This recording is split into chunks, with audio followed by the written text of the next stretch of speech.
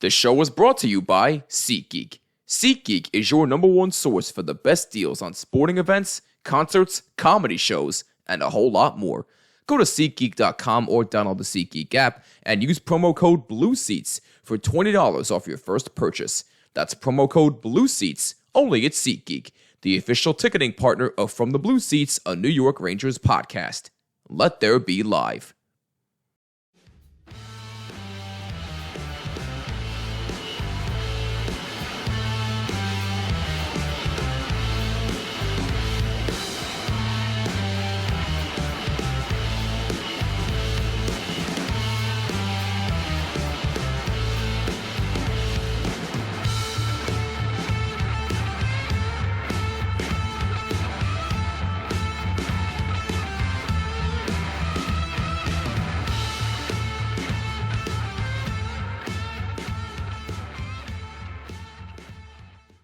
Welcome to the Rivalry Tour. What's going on, Rangers fans? My name is Jimmy Fanizzi, and this is From the Blue Seats, a New York Rangers podcast presented by SeatGeek. I hope you're having a wonderful day.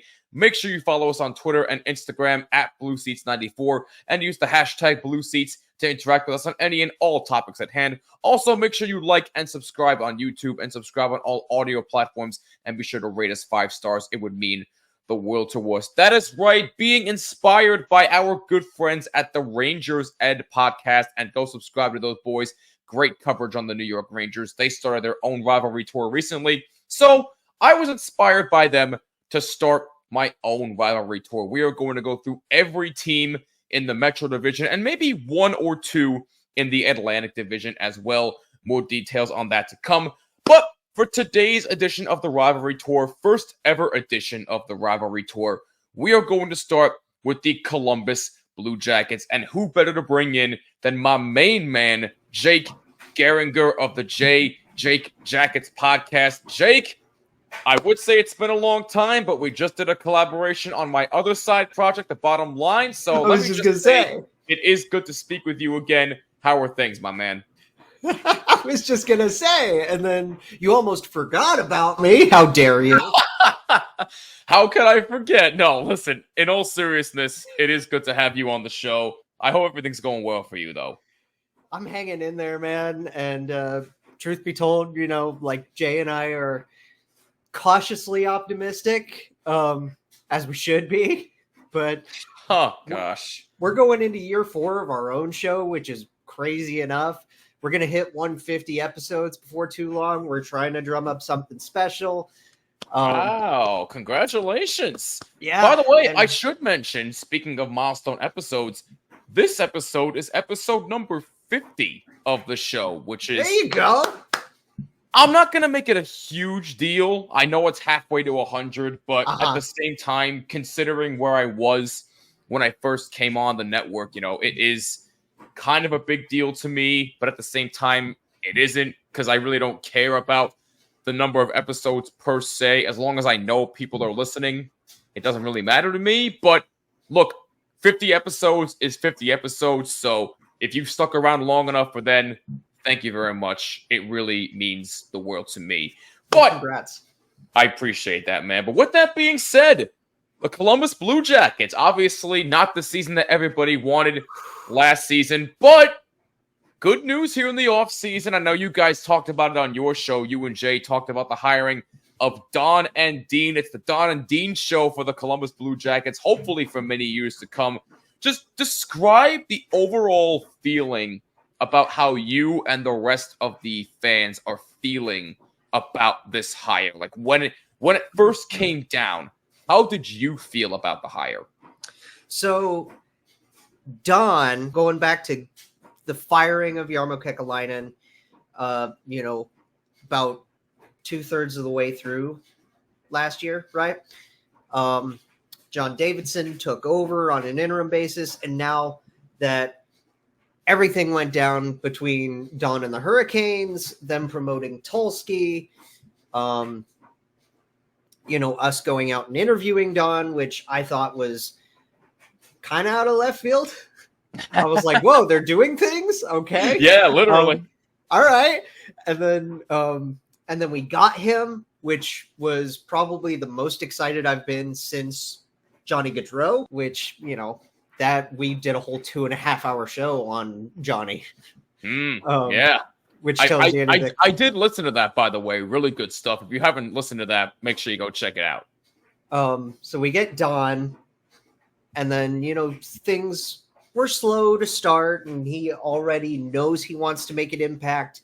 We know what his impact was in Carolina for a long time now, and we're hoping for a slow buildup, but at the same time, he's making decent chunks of moves. As far as the head coach is concerned, Pazzi was dealt a really bad hand. We talked about this the last time I was with you on Blue Seats. Unfortunate for Pascal Vincent, but we were looking, and obviously Jay and I wanted a guy like Dean from the get-go. We wanted either Dean first or probably a guy like Woodcroft. But then we get Dean, and we just our minds were blown because we were like, we called this. We got our guy. We know what Dean Evison can do for younger players and for veteran guys. Yes. When it comes to, we talked about on our last show, it doesn't get talked about enough how much development matters for veteran players. And Evison's the kind of guy that can help reshape guys or get guys back into form. And that's what we're hoping for a good chunk of our guys, like Johnny Gaudreau, like the new acquisition in Sean Monahan. Whatever happens with Patrick Laine, and we'll get to that. But yeah, we'll get to that. But I kind of want to dive into Sean Monahan here. For me personally, I know Columbus isn't expected to do a whole lot again. When are we? But with that being said, Monahan does kind of help in a way. He bolsters their offense. He's a scoring guy, so in a way, I think their offense is going to be slightly better than last season, but does it automatically make them a playoff contender? For me personally, no, but he does make the team's offense slightly better. What do you think? Sean Monahan, as much as the deal is kind of contract aside, he solidifies, and I mean really rock solid, puts together a true center core. Right. You get Monahan, you get Fantilli, you get Sillinger, you get Corrali, right? They're going to shift Kent Johnson probably to the wing on a full-time basis. You can, swap Boone Jenner in and out of the center spot as is your want, because Boone can play both. You can do the same with Adam if you absolutely have to, because you also have Dmitry Voronkov. There's still plenty of flexibility within the forward positions, but at the same time, bringing in a guy like Sean Monahan, you have a bona fide center that you can put in there with a guy like Sean, with a guy like Cole. So your center depth is actually a little bit bolstered, and we'll see what happens. No, I 100% agree. You definitely have a bona fide center there. Speaking of, you mentioned veteran players before. Let's get into Patrick Laine. Now, we all know... It's crazy to think that he's a vet now. Yeah, exactly. But look, hey, in all seriousness, we all know that he entered the NHL player assistance program because he was going through some mental health issues. And listen, if you or somebody you know is going through mental health issues, please, we encourage you, seek help. Is the most important thing that you can do. And good on Patrick Laine for doing what he needed to do to support himself and, more importantly, his family. I'm sure his family didn't want to see him the way he was. But now there are still talks about him being traded, which have kind of slowed down a little bit. But even still, he is August. Still on the trade market. Yeah, exactly. But what do you expect to happen to Patrick Laine? Do you think he's going to stay, or do you expect him to be traded at some point in either in the middle of the season or after the 24-25 season is over? So I would be welcome to keeping him, of course, because we love Patrick Laine as a player, as a person. We've helped, shape his overall game over the last few years. He's gotten a lot better at playmaking.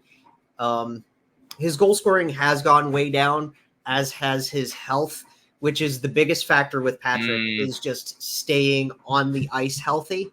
Yep. Right? But even though he's played shorter seasons, he's still been more or less a point per game player. Yes. Which is helpful for a guy like Patty Laine. And, you know, like I said, his playmaking has improved.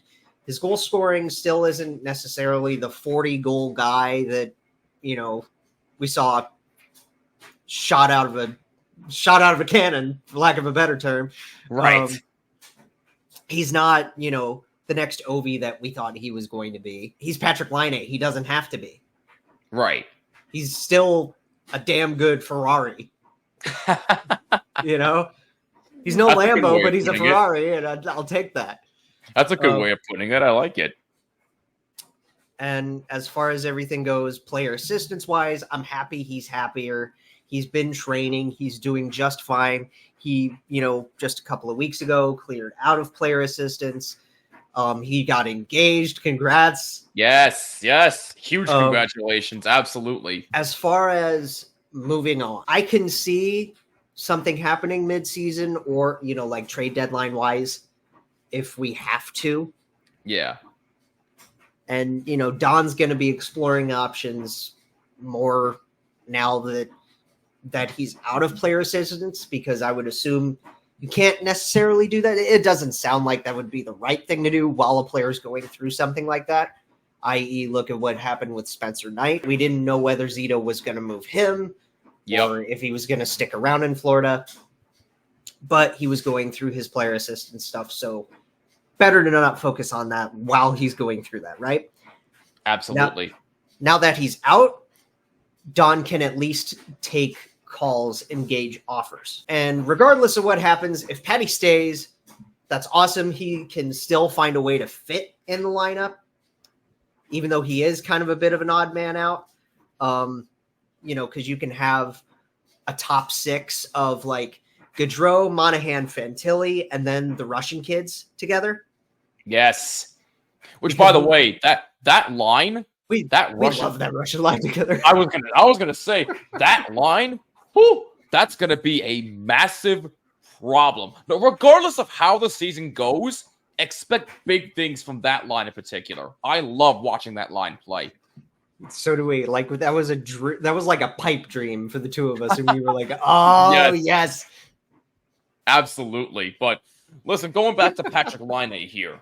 So let's say, for argument's sake, that he stays healthy, which we all hope he does, and he goes out there and scores, let's say, for argument's sake, 25 goals and has, I don't know, 20-something assists or maybe 30 assists, something like that. Would you give him a long-term contract extension? Well, he's currently on a 4-year, like he's halfway through this 4-year deal. If I'm Don Waddell, if I'm the Don, or the Wadfather, however you want to put it. I like that. Shout out Dylan Tyre. He came up with a lot of fun Godfather memes for that. I gotcha. And a big shout out to Dylan Tyre too, because like he, you know, is a radio play-by-play guy for us, and we've had him on the show before. He is a wonderful human being. If I were Don, I would, but at the same time, it's a bit of a wing jam, you know, because like I said, there's a lot of fluidity within the forward position. Right. Even though with Rosie gone, you know, you still have a lot of guys that can play both positions. Patrick wants to try to learn more center. So there's another thing, right? There's a lot of what if with Patrick Laine, right? So as far as a contract goes, I would probably do like maybe a 5 to 6. 5 to, really? That's interesting. I probably wouldn't give him a 7 or an 8, considering where he is, like with his age and with how much he needs to kind of build back the trust of who Patrick Laine is as a player. I'm not an NHL GM. I mean, no, it's a fair point. I mean, I would at least do 4 or 5 years, me personally, if you want to bring him back. But if he goes out there and gets hurt again, then maybe I can see a situation where, okay, maybe we have to move on from him. Maybe you trade him for a couple more assets here and there, try to help build the team. So Right. we'll see. I'm no GM either, so I don't make the call. Do you know the beautiful thing about being a sports fan? There's only 2 days the whole year without a game. 2! With so much happening and so much action, that makes just about every day game day at DraftKings Sportsbook. It's super easy for first-timers to get started. Try betting on something simple like picking a team to win. Go to the DraftKings Sportsbook app, select your team, and place your first bet. It really couldn't be any easier, any simpler. I am seeing, though, that you can bet the Florida Panthers to repeat as Stanley Cup champions at plus 900 for the 24-25 season, but that's just what I would bet on. What you would bet on is up to you. And if you want to know how simple it is, if you just place your first bet and bet $5, you get $150 in bonus bets instantly. Well, how do you do that? Just download the DraftKings Sportsbook app and use our code THPN. That's code THPN for new customers to get $150 in bonus bets instantly when you bet just $5. Only on DraftKings. The crown is yours. Gambling problem? Call 1-800-GAMBLER, or in West Virginia, visit www.1800gambler.net. In New York, call 877-8-HOPE-NY or text HOPE-NY at 467-369. In Connecticut, help is available for problem gambling. Call 888-789-7777 or visit ccpg.org. Please play responsibly on behalf of Blue Hill Casino and Resort in Kansas. 21 plus, age varies by jurisdiction. Void in Ontario. Bonus bets expire 168 hours after issuance. Deposit and eligibility restrictions apply. See terms and responsible gaming resources at sportsbook.draftkings.com/hockey terms. This show is brought to you by BetterHelp. Question: what are your self-care non-negotiables? Maybe you never skip leg day, or it could be something simple like drinking more water. Our schedules are packed nowadays, and it's a huge priority to take care of ourselves. Mental health is so important, and therapy is something you should never skip to make sure that your mental health is in check. It can help you set boundaries, develop positive coping skills, and become the best version of yourself. If you're thinking about starting therapy, give BetterHelp a try. It's completely online and designed to be convenient, flexible, and suitable to your schedule. Just fill out a brief questionnaire to get matched with a licensed therapist. Plus, you can switch therapists at any time for no extra cost. Never skip therapy day with BetterHelp, because your mental health matters. Visit betterhelp.com/THPN to get 10% off your first month. That's betterhelp.com/THPN. Speaking of players that need to be signed, we were talking about one in particular off the air, Cole Sillinger. I watched this kid play in Chicago against the Blackhawks last year, and also against my Rangers at MSG, which, by the way, I'm still sorry about that game. Not really sorry, but I digress. And by the way, if you don't know what I'm talking about the shootout win in November last year. But anyway, bottom line is, I got to see them. I got to see them beat you guys at home. So only in your dreams, pal. But in all seriousness, Cole Sillinger, only in Rempy's nightmares. Oh, where he sees Matt Olivier. Wow. We're going there. Yes, we're going there. Yeah, we're going there. All right. Now it's on. No, listen. In all seriousness, though, Cole Sillinger, I really enjoy watching play. He's an up-and-coming young player. He's very, very good. He's my father's favorite. Oh, he's your dad? Oh, okay, that's nice. But listen, what kind of deal do you expect Cole Sillinger to get? And what deal would you want to see get done? He's extremely young.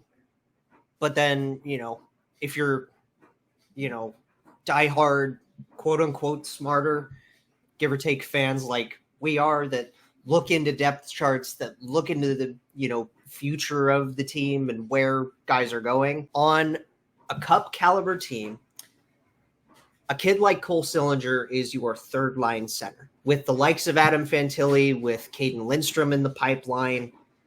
Hopefully, Fantilli and Lindstrom are your 1-2 punch. And then Silly's 3. That said, what I want and what I think Don would do are pretty lined up. 2-year deal, about 2.65-ish million, which is about the going rate for a third line guy. Right, fair enough. Somewhere between like 2.5 to 3. Because I think we overpaid for a guy like Corrali. No offense to the Dublin native, Sean Corrali. We love that guy. Yeah, that was a bit of an overpay, I gotta admit. With what KJ and Kirill just signed for, which, by the way, those are bargain bridges. Oh my God, they're bargain bridges. Absolutely, yes. Johnson, 3 years at 1.8 average. Kirill at under $4 million a year for 3 years. Oh, no, those are really, really good deals. I'd sign up for that if I was a GM. Absolutely. So that said, I think Cole falls within the 2-year range, somewhere around 2.5. Fair enough. I would certainly give him that deal as well. And the big thing, sorry. No, go ahead.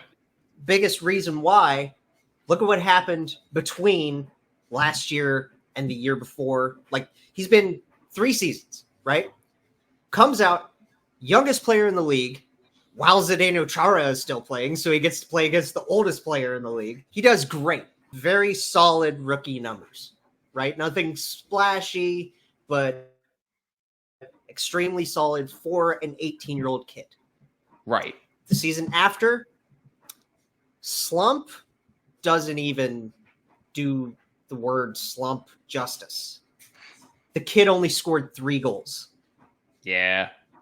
I think it was like Jay and I were talking about this. I think it was 3 goals, 11 assists. So he kind of fell off the map during his second year.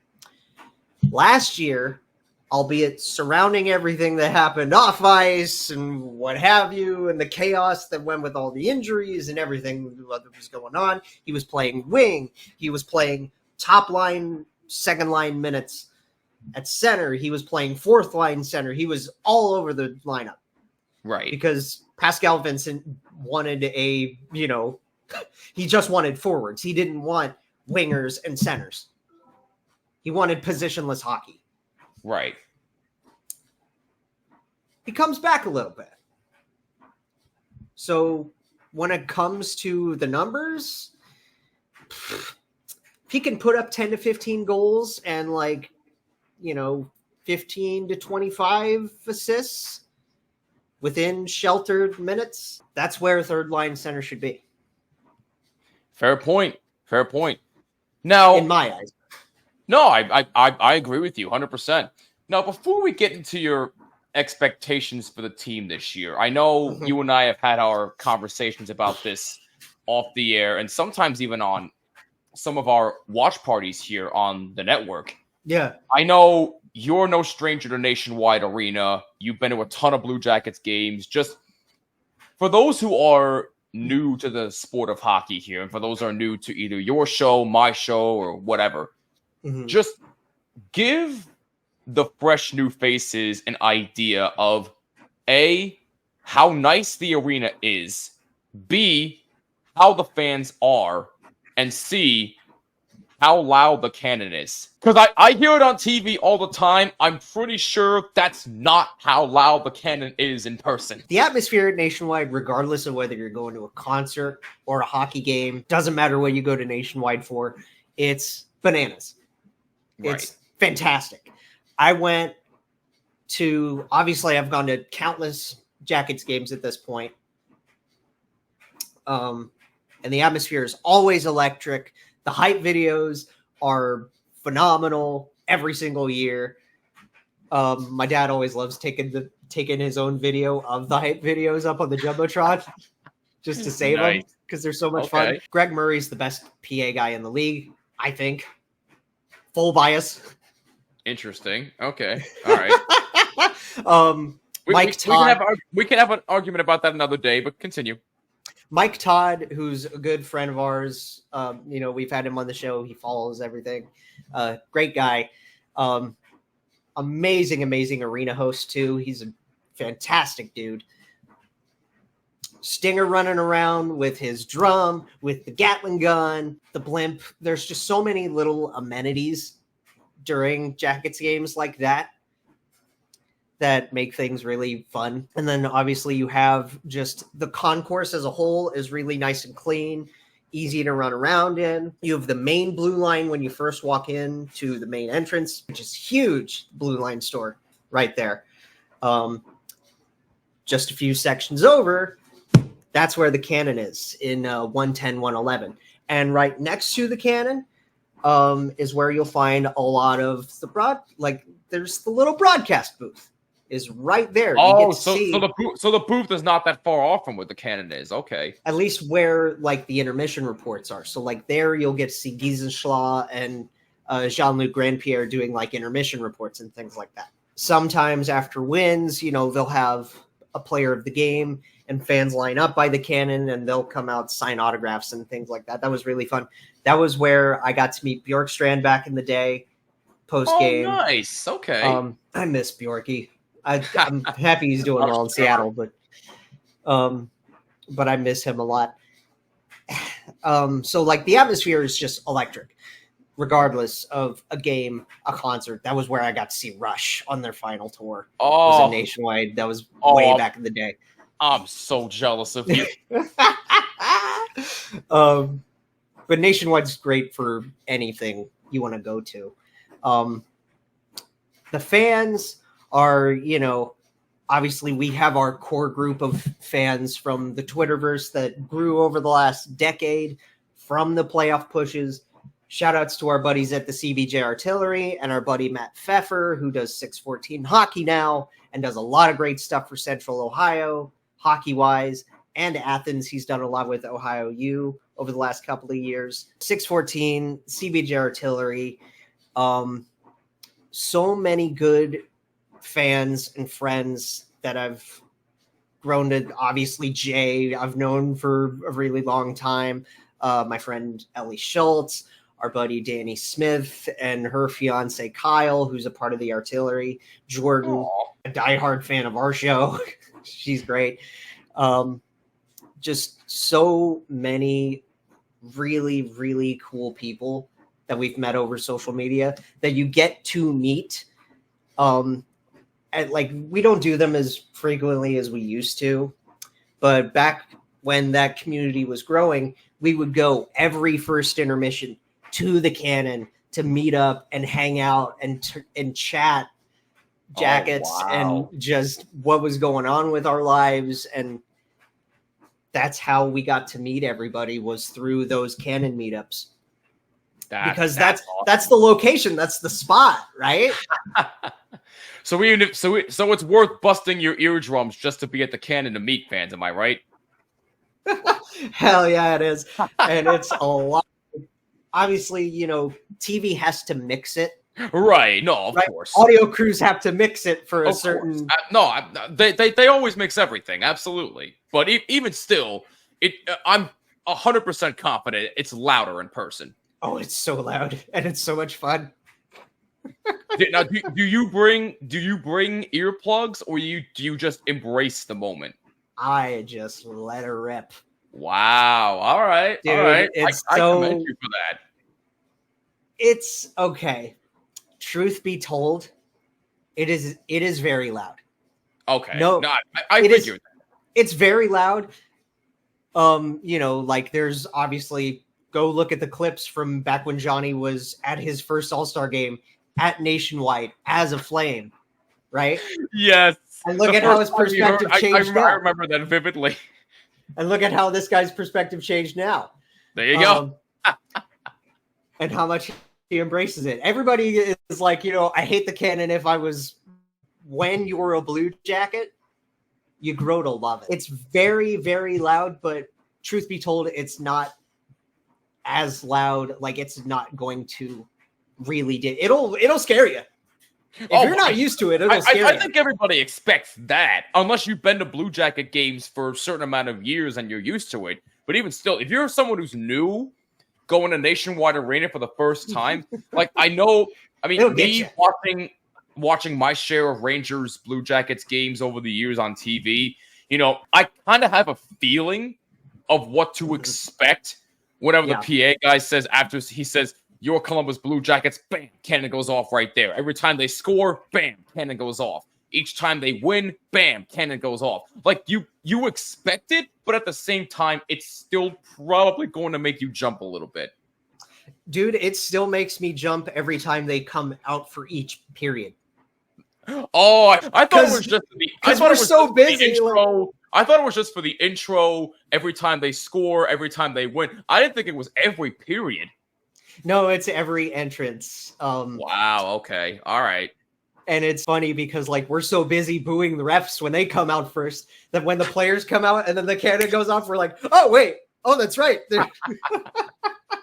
Oh, my goodness. Now, to wrap up our conversation here, give me your expectations for your Blue Jackets for the 24-25 season. Do you expect them to be a little bit better than last season, or do you expect more of the same?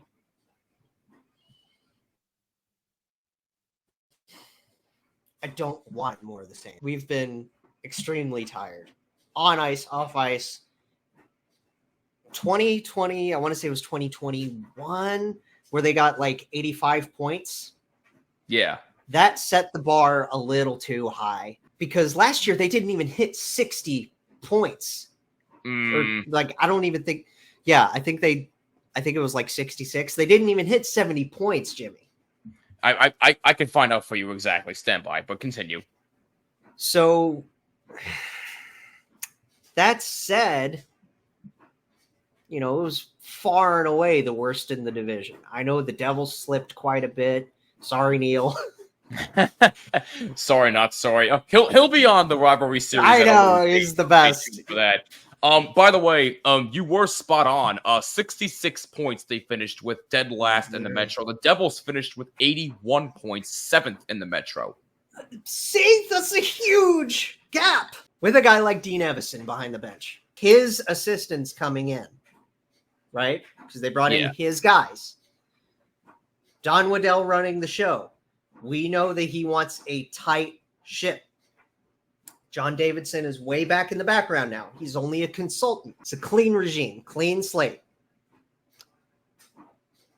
At the very least, just fight through it. Show us that you're willing to get out of this lottery funk. We're tired of the memes. We're tired of getting dunked on by everybody.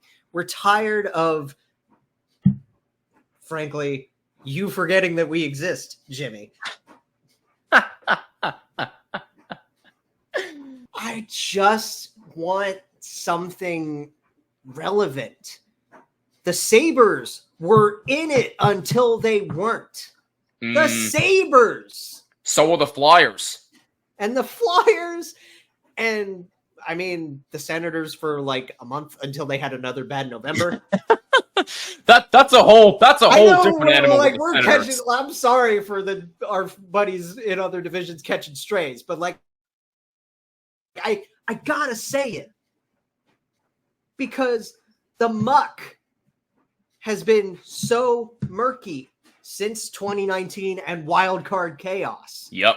And 2020 and beating the Leafs in fantasy land. Which, by the way, that anniversary of the huge bubble overtime game just passed. Yes. Yes. I do remember that. Dude, I remember that whole day vividly. I was coming home. That game started when I was getting out of my job, and then it ended when a normal game would end at like 9:30 in the evening. Yeah. And my parents are like sitting there at quadruple overtime, like, they're still going? What? Yeah, they were still going, and it went on forever. It went on for another hour. All that tangents aside to say, just show up.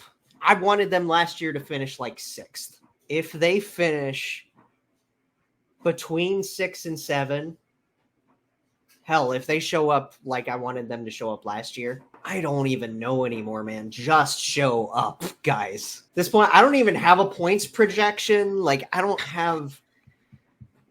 just want improvement. I want Monty and Johnny to rekindle what they had in Calgary. I want Adam to show up like he was projected to before he got hurt. I want the Russian kids to continue to flourish. I want Boone to continue to be the known captain that he is, because Nick Foligno, Boone Jenner, these guys, bona fide Blue Jackets captains. Yes. Like, I know Fliggy's been away from the team for a while, but he's a Blue Jacket at heart. We're able to find Blue Jackets at heart. That's who Boone Jenner is.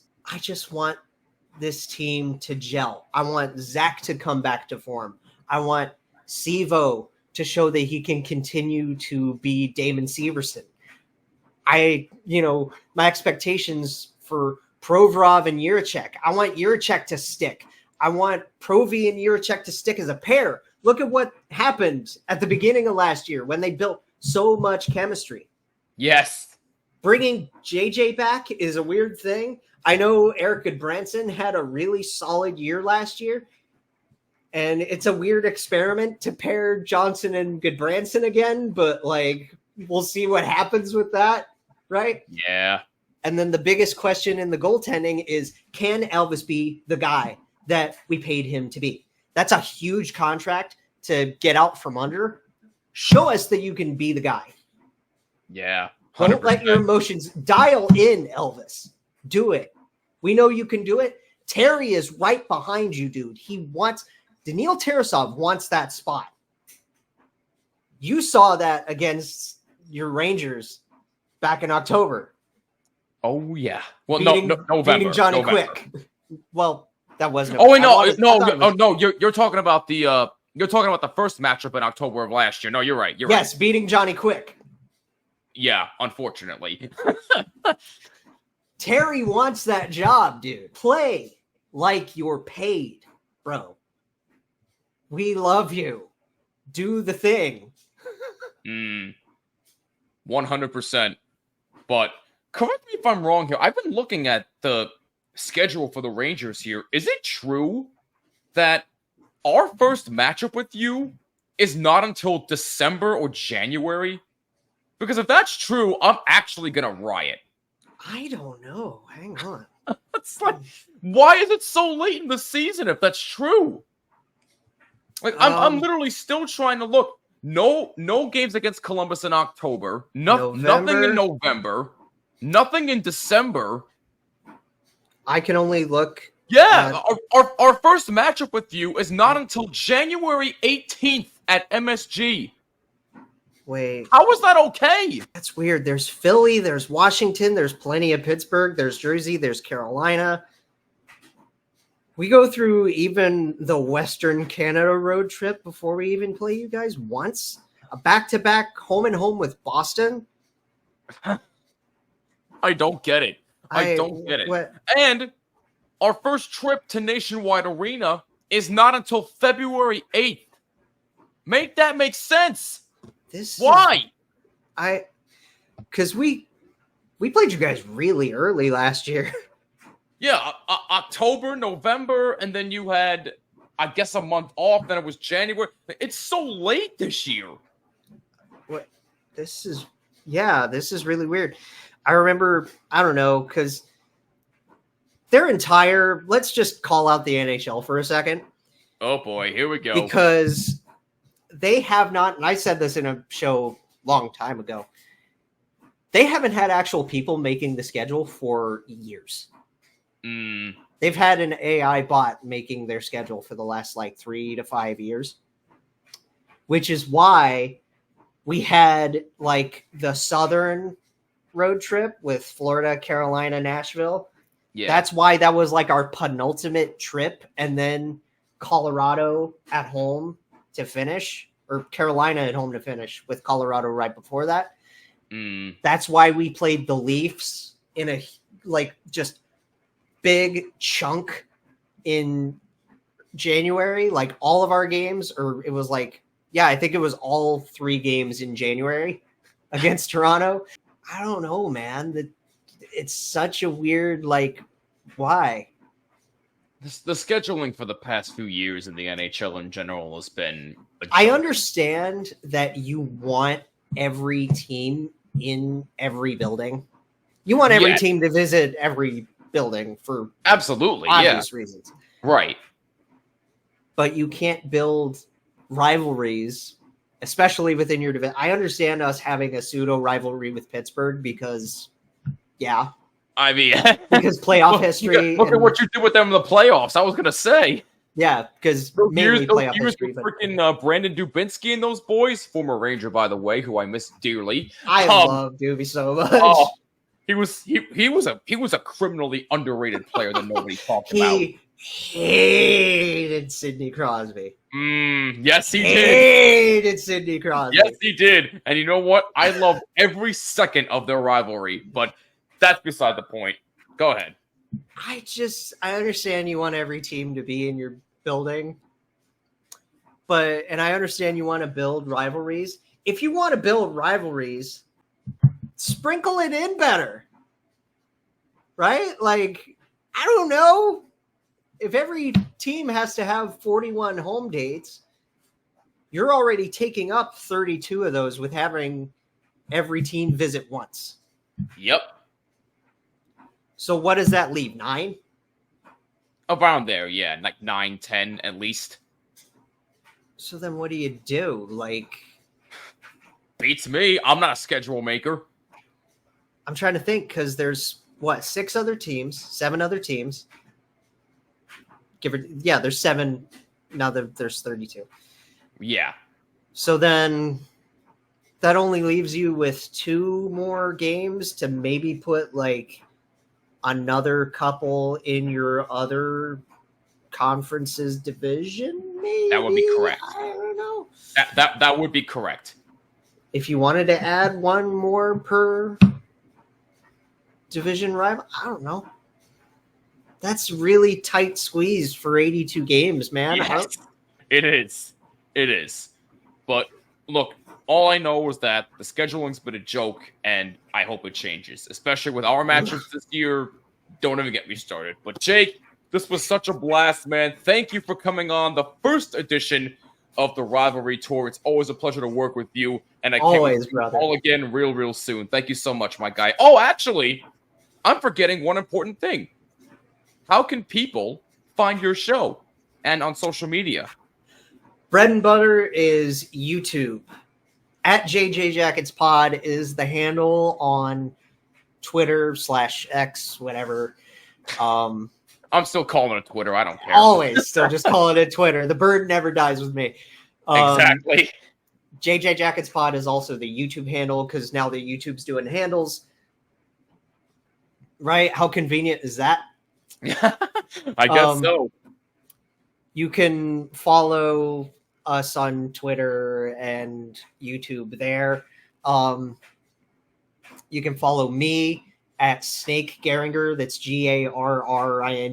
I know I always have to spell it usually, just because I know it's a long last name. And that's on Instagram, correct? That's Instagram. That's Twitter. That's also technically my YouTube. I've been I haven't had the time to do what I've been wanting to do. I know I sound like a copycat wanting to do stuff that you've done on Bottom Line on my personal YouTube. Nah, it's all good.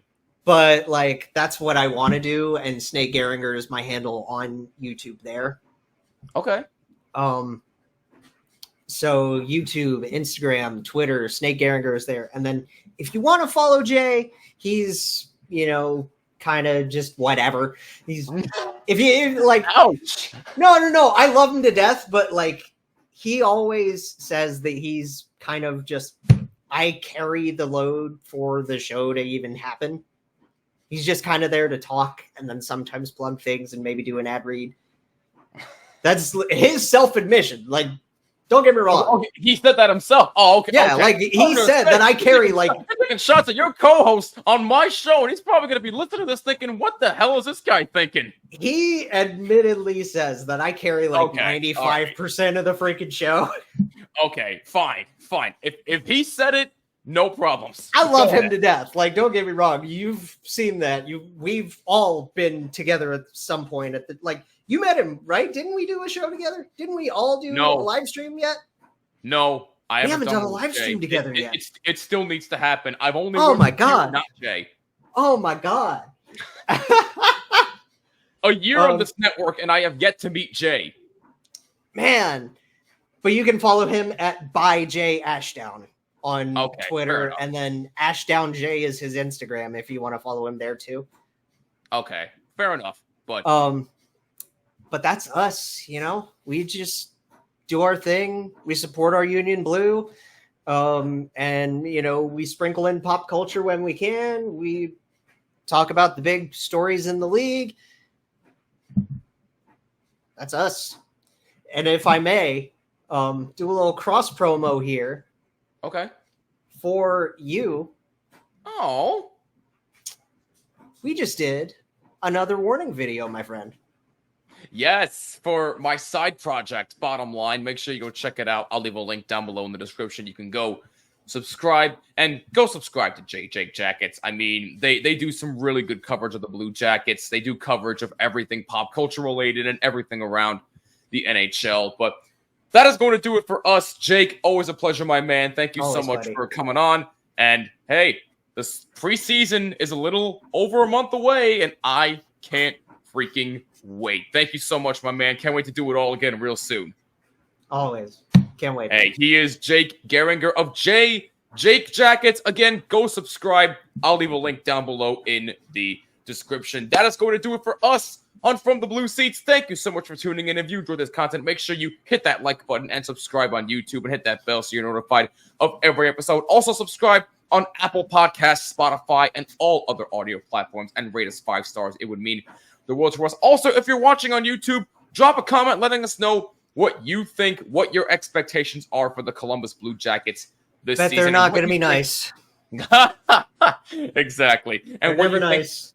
And what you think should happen with Patrick Laine, all that fun jazz. And also let us know on all social media at BlueSeats94 on Twitter and Instagram, and use hashtag BlueSeats. And one more reminder, we are sponsored by SeatGeek. SeatGeek is your #1 source for the best deals on sporting events, concerts, comedy shows, and more. Go to SeatGeek.com or download the SeatGeek app and use promo code BlueSeats, all one word, BlueSeats, for $20 off your first purchase. Alongside Jake Garringer, my name is Jimmy. This is From the Blue Seats, a New York Rangers podcast. Go Blue Shirts, and we'll catch you next time. Peace!